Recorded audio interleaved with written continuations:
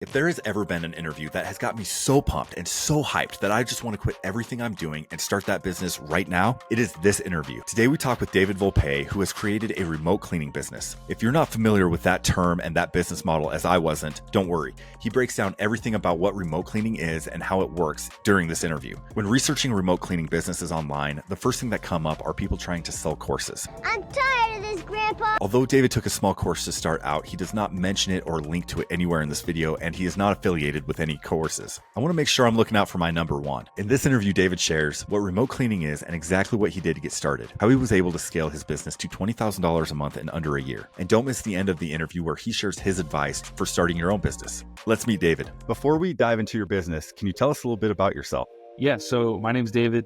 I'm 20 years old. I'm from Buffalo, New York, and I started my first business when I was just 16 years old. You want to keep your business on the down low, but what is your business and how does your business model work? So my main business is remote house cleaning business, right? Or remote cleaning. Some people know about it, some people don't. It's a relatively new concept and it's a form of drop servicing. So I know most people have heard of drop shipping. It's the business model that everybody knows about. And it's similar. As opposed to a product, we're drop servicing. So we're doing a service. And in this case, cleaning. So a cleaning service, just like you would have to go to, you have a cleaner come to your house. I'm the one that is sending that cleaner there. And I'm the middleman who collects in between there. So remote house cleaning or remote cleaning is my business. What was the moment that made you think I want to start this remote cleaning business? What inspired that specific direction? So it kind of ties back to my previous business, which was in e-commerce. I was selling on Amazon. They're kind of always hovering over you, telling you what to do, telling what you can and can't do. And I was sick of it. I hated because you are your own boss in a sense, but you still have someone over you who has dictation over you. So I didn't like that. I got sick of it and I was like, I need a change. And I really wanted to get out of my comfort zone. So I decided to choose something completely new to me, which ended up being remote house cleaning. And it's new in many facets. It's not just the business itself. Like, sure, I'm 20 years old. What do I know about cleaning? Yeah, that's one part, but it's sales. I had never had any sales experience. It's hiring. I'd never had really hiring experience. And it's customer service, which kind of comes naturally to most people. But again, that's something I really hadn't done to a large extent. So it was completely new to me. I wanted to get out of my comfort zone and do something that would also build some enterprise value. So between all those reasons, it led me to start my cleaning business. How long have you been in business? Just over a year. I started November 1st, 2023. Do you mind talking revenue? So yeah, I've been able to make myself somewhat successful. I'm currently averaging about $20,000 a month in revenue, right? And my best month was about $23,000, and that was in the summer months. I think it was August. And I definitely foresee myself hitting well over the 30s and the 40s, potentially 50s in 2025. It's just a matter of scaling at this point. What's really nice about this model is the reoccurring aspect of it, which a lot of people forget about or fail to see. So for me, I'm going into every new month with over $10,000 on the books already. So if I don't want to work, I'm still going to make $10,000 that month in sales, of course, but the margins in this business are also pretty healthy, anywhere from 30 to 40% on average. So, on $20,000, I'm profiting still a good amount per month. I'd like to talk about the reoccurring aspect a little bit later, but I'd like to start kind of at the beginning of your journey. You have this idea for a remote cleaning business. What's the first step to starting this? First step is just your infrastructure, things like your legal structure, right? I formed an LLC right from the start. I then had to find which software I wanted to use for a CRM, a dialer for my phone, and then setting up ad platforms as well. So between those three things, that's kind of your first step. And then of course you move to some hiring. And once you set up everything, including a website as well, I forgot to mention that, you can kind of launch. That process usually takes anywhere from 2 to 4 weeks. I was live in 3 weeks. So from literally, hey, I want to do this, to taking on my first calls, 3 weeks time. What other education did you need to know about this business before jumping in? And how did you figure out what you needed to know? So yeah, I joined a program and stuff like that. I mean, it was helpful for sure, but really it's all about the people I met in the program that really propelled me to succeed and learn new things, because you can only go so far within it. It's just meeting people who are from different walks of life. For example, one of my friends, he comes from the deck business, selling decks, right?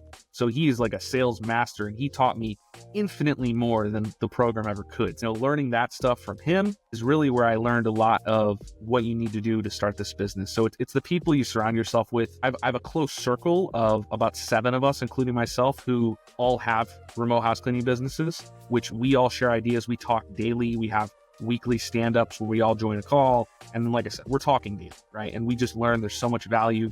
And then, of course, I have a larger extent of people, probably over 100, who all own remote house cleaning businesses. And we chat too pretty consistently with each other. So that's the best way to learn. That's the easiest way to learn as well, is just networking with people who are in places where you want to get to. That's so interesting. And I think maybe my first thought on when you were saying that is you guys don't see each other as competition, but more of a circle that you can learn from. Yeah, absolutely. I mean, the thing that's nice about this is it's a localized business. So we're not in the same markets as each other, right? So that's one thing. And of course, like, some of us eventually probably will be in the same markets. But again, we look at it more as a partnership as opposed to a competition. Because if I were to go start my business in the same spot as my buddy, we would just bounce ideas off each other. Hey, I know one of my friends in Cincinnati, he is connected with like a group of Cincinnati cleaning business owners, and they have a group chat. And whenever there's a customer that calls in who's maybe a sour customer you don't want to work with, they text in the group chat, hey, block this number, right? They are competitors, quote unquote, but they view it as more of a partnership where they can then, share ideas. They're not trying to screw one another. People are much more friendly in this type of business than you'd think. So that could be different in other industries, but so far, even the people local to me in my service area, I've been able to connect with and not feel as though I'm competing against them. Let's go back to launching. You did all the research necessary. You got into some groups. What was the capital needed to start something like this? So of course, if you're going to pay for a mentorship and stuff like that, course, whatever the case may be, that's separate. I don't consider that part of your startup cost. For your actual startup cost, I spent about $1,000, and that's on the high end. For most people, you can get started for less than $1,000. You really just have to pay for some software, which is easy, your insurance, cheap, your ad platforms, you don't pay till you use them. So again, not really needed. You pay as you go. Your legal structure, your website, those are all things that you could pay for, but you could do most of those yourself. If you wanted to create your own LLC, very easy to do. There's cheap services online as well. Same with the website. You can learn to build your own website if you want. I, of course, have no interest in that. I paid. But for most people who are on maybe a tighter budget, you can realistically start for around $500 to $1,000, no doubt. So you've got your business plan, you've got everything implemented as far as software, everything like that. You've put some money into it. How do you get your first client? So you just turn your ad platforms on, and with the ones that we use, being Google and Thumbtack, you get leads. Like for me, I remember I got my first call less than an hour after turning on my ads, right? So that's, I wouldn't say common, but it can happen. So for me, it was an hour after I started, went live, quote unquote, I got a call. I don't remember if I closed that first one or not. I don't think I'd be surprised if I did. I could go back and check, but that first month, like I said, it took me 3 weeks to launch. And then in that first month, I still was able to generate about $1,600 in revenue, which I thought was crazy at that point. In basically 1 week of being live, I did about $1,600 in revenue. After somebody books online, what happens next? You said they call you. What's the process of this like? Yeah, so booking online, it's kind of interesting when people say that. There's a couple different ways you can go about it. For me, I almost exclusively close and sell people over the phone. It's the easiest way to do it. Yes, people can go to my website and book online, but it's much more uncommon. It's a lot easier for people to object to that and price shop and window shop, all that stuff. So ideally, I like to get everybody on the phone, right? And once they're on the phone, ideally, they're not getting off without being on my calendar. But, we try that. So as soon as they're on the calendar, from there, it's a matter of assigning one of my providers to it. For example, one of my top provider right now, he'll do over 50 jobs this month for me alone, which is crazy. That's a lot. So I'll assign it to him, and then it'll pop up on his end. He'll see it's for Wednesday at 1 p.m. And then Wednesday at 1 p.m., he goes to the job, does the job. After the job is completed, we charge the customer's card, and then we do a follow-up with them. We make sure that, they were happy with it. And from there, we ideally try to get them to book more or give us a review or any of that stuff. And then we also pay out our providers. So that's kind of the full process there. And how do you find providers that you can, count on to do good jobs? So yeah, that's probably the hardest part of the business, is hiring good providers. But for me, I hire on common places like Indeed. Indeed is my number one platform for hiring. Most people would think, oh, it's a cleaner, but yeah, they're on Indeed, right? Indeed, people have ZipRecruiter. You could hire from Facebook groups, Nextdoor, word of mouth, referrals. There's a lot of ways to hire, but for me, the easiest one is just posting on Indeed. I know one of my virtual assistants is going to be doing a couple interviews today that we found on Indeed. So it's probably the easiest way. Maybe I'm not sure. I'm not following here. You're not hiring companies, but you're hiring providers. Are these essentially contractors? So they are technically, by definition, 1099 contractors. but that doesn't mean we can't use other companies. So, my top provider that I just mentioned does 50 cleans in a month. He has a couple people that work with him and around him. It's not just him, right? I contract directly with him and then he pays out his people whatever he wants. But you can work with smaller companies, even larger companies at that. And then, of course, there's individual providers as well. Individual providers are really nice because oftentimes they care more about your cleans as opposed to another company will care about their own cleans before yours. So you can work with both and it works the same. It's really not that much different. The only difference is when you're working directly with other companies, oftentimes they're going to want more pay because they also have over. That affect the reoccurring aspect too? If you worked with other companies, would you be afraid of them taking that job for themselves? Yes and no. It definitely can happen, but we make our providers, company or individual, sign a cleaners agreement, we call it. Prior to doing that, it strictly outlines that they are not allowed to do that. Not to say it doesn't happen. I recently had a cleaner that we had to fire because she was handing out her own business cards, right? Luckily, one of my loyal customers who loves me told me about it, right? That's crazy that's the way I found out. She's like, yeah, honestly, David, if she didn't have you, she would suck because she sucks at communication. She's great at cleaning, but sucks at communication. So that's where we provide value, is in the customer service. That's one of the biggest parts of it, because these cleaners, it's unskilled labor. Not to say that cleaning is easy. It's not. I've done it, but it is by definition unskilled labor. You don't need any education to do it. You just need the experience, right? So people who are really good at cleaning oftentimes don't have the skills or don't want to gain the skills to do the rest of the business, what we do, the hiring, the firing, the sales, the scheduling, the customer service. They don't want to do that. All they want to do is clean. So that's why it works really well. That's why we could demand as much of a percentage as we can within the business. This is so interesting. And how much do you pay these contractors? Do you do kind of a rev split, or do you pay them an hourly rate? So there's a couple different ways you could do it, just like you said, hourly or flat percentage. For me, I started off doing hourly and it was fine, but I prefer doing the flat rate. In most cases, it's 50%. That's about average. In some cases, for example, like a pretty big commercial contract that I do is done at night. So I pay my cleaners more than 50%, right? I'm okay with taking a smaller margin because it's more volume. So on average, it's about 40 to 60%. Every once in a while, we'll go less than 50%. But for the most part, between 50 and 55 is definitely the average rate. You have these contractors go in, they do the job. How do you handle follow-ups? Are you calling these customers every single time that a job is done? So it's definitely a mix of things. You probably could call them every time. For me, a lot of the time you got to figure we're doing cleans while these people are at work. Don't necessarily want to bother them. Not to say you shouldn't call. Calling is probably the best way to do it. We have a couple different things that we do. We have a automated software that follows up with them, which does great. It texts them when the clean's done. It does the texting, all that stuff. But additionally, I have assistants now who also will follow up when needed, especially if it's a bigger clean. We'll follow up. Hey, how did it go? Went great. Let's book you for, next month or something like that. So it's a combination. I'd say for the most part, we have it automated at this point with our software, but not to say that we don't call or text manually each and every time as well. Really excited to ask this next question, because you're running this remote type business. So you're not, face to face with these clients. How do you maintain that personal touch when you have a remote model? Yeah, I mean, it's definitely a harder part to do, especially when you plug in some assistants to help you out. So for me, I mean, I always like to be myself, truthfully.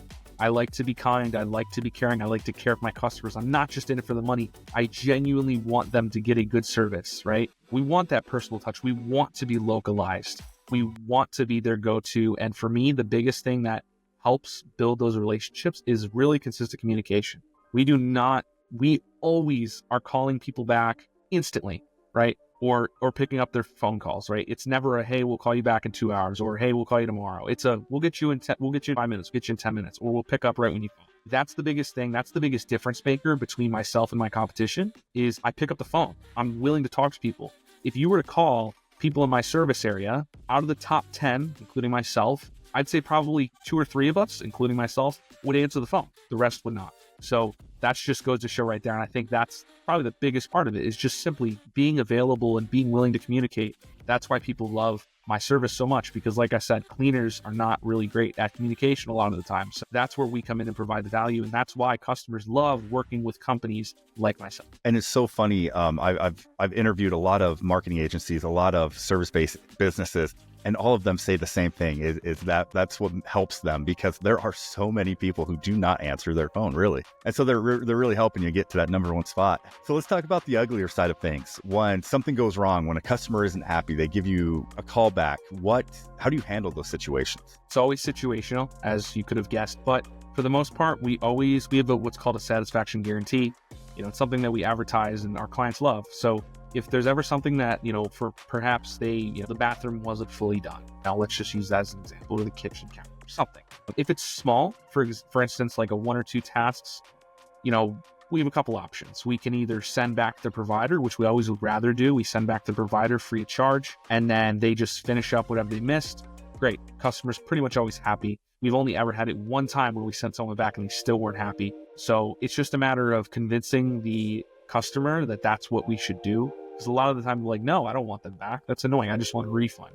In which case we very rarely give out full refunds. We do give out partial refunds from time to time. But again, we try to avoid that as well. If we do give out a partial refund, we just kind of itemize it, what was missed. And then we itemize it based on what we consider the value of that item to be. So it's usually nothing significant. Every once in a while it is. Of course, there's time to time where our cleaner just bombs the clean, but for the most part, we try and avoid that. And then of course, really, when it comes to an upset customer, it's again, all about the communication, having empathy, having sympathy. Between those two, you really can navigate your way through most situations. That's with cleaners, clients, and customers alike. So again, since you're running this remote service, how do you train these contractors, these 1099 contractors that you're getting? Yeah.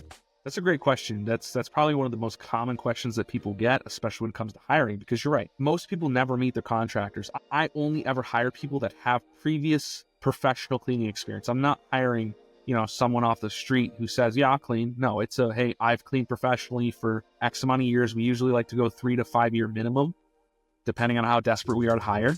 And then from there, a lot of people do test cleans where they will send them to a friend, a family member, themselves, and they'll do a clean knowing the customer, quote unquote, and then they see how the clean went. They go do a review, and if the clean went great, you move forward with them. If it didn't, you fire them right then and there. You eliminate the problem, and you're not going to have a bad review because it's from a friend or a family member who probably got the service for free or at cost. So that's one of the common methods that people do. I myself am a little bit more risky. I usually like to send them to a customer who I know has had good experiences before. So I'll usually text, hey, Karen, let me send over this new provider this next time. We'll give you the service half off. You give me honest feedback. If you like this provider more than your current, we'll give them to you full time. If you don't like them at all, we appreciate the feedback. If you prefer the first provider, we'll still give them to you. But we do want honest feedback, and they get a service cheaper. A lot of the time, which is nice, is the new cleaner will go to that service, knock it out of the park, get a really good service, and the customer gets a half off. So that's a win-win for everybody. Of course, sometimes there's no shows. Sometimes there's people who are just mad, that they don't want a new provider. So it's just playing around with it. But honestly, the test clean is probably the easiest way to do it. I'm a little lazy in that way. I don't feel like calling my grandma, hey, can I have a cleaner come to your house? That kind of thing. So that's kind of the way you vet them. It's less about training, more about vetting. You talked about ads. Are you running ads, primarily as a source? Are you cold calling? What are you doing here to get clients? It's definitely mainly ads. Our top 2 platforms are Google LSA and Thumbtack. From there, we also have, Facebook ads, you have Yelp ads. And then there's, of course, the free aspects of it. You can do just social media marketing, which is free to do unless you pay someone. You also have cold calling is a really big one that we've been getting into a lot lately. That's really the main way we get clients. And what tools and software have been just absolutely essential for making this remote work possible? Our home-based software, that's what I call it, is called Booking Koala. Very common in the cleaning industry. It's not really a CRM, it's more of a scheduling software where our providers have an app. We have our software that we could see. We plug in all our customers' information through there. We do all that stuff in Booking Koala. As far as a dialer goes, I use OpenPhone. Again, very common, very cheap. It definitely has its issues. So, not necessarily going to stick with it forever, but we use that as our dialer. That's where our business phone is. That's where our providers message us, our cleaners, our customers text us, all that stuff. And then insurance, I use Simply Business, probably the most common as well. General liability insurance is what I use. From there, I use this software called Clean Genie. It's a CRM. That's what I talked about when it was automated follow-up. All that stuff is really good. It's built in there. I use it for hiring, for reviews. I use it for follow-up. I use it for pretty much everything else. Cold emails, cold call, or not cold call, cold emails. It's a second dialer. Like I have a lot of features in there, but between all those, I mean, booking calls like 60 a month, open phone is like 30 a month, insurance is like 60 a month, and then Clean Genie's like $200 a month. So it's all super cheap for the value that you're getting. That's what I'm talking about. Like the software stack, and you don't even need all those to start, is cheap. So that's really the stack that I'm using now. What lessons did you learn early on that have stayed with you, that have helped to grow your business? Yeah, that's really good. Honestly, it's just you accepting that you're going to fail at something is really the biggest thing for me. And it's just a matter about how you take the failure, right? And I know it's kind of cliche to say, but you have to learn from your mistakes, right? That's just the truth though. You know, if you have a hiring mishap and you hired the wrong person, that can cost your business a lot of money. It's a matter of learning where you went wrong and trying to fix it, prevent it, and create better SOPs to then better your business and avoid that mistake again. So just learning from your mistakes is honestly the biggest thing for me. What is the biggest challenge you face right now in your business? It's definitely hiring. It's just a matter of maintaining good providers. Hiring, it's just on and off, right? You're always hiring, it feels like. I'm trying to find the next good provider. Tenure with them is pretty short for the most part. Ideally, you wouldn't like that, but that's just how it goes. So yeah, hiring, it's just finding the good providers is the hardest part for sure. For anyone listening who's thinking about starting their own business, especially a remote service business, what's your best advice to them? You can't fail if you stop trying. Simple as that. Beautiful. Yeah, beautiful. And finally, where can people find more about you? I am on all socials at It's David Volpe. David Volpe, thank you so much for joining us. You have literally given us the script of how to start your own remote cleaning business. So many insights, so many awesome things. Thanks for being here. Of course, thank you for having me.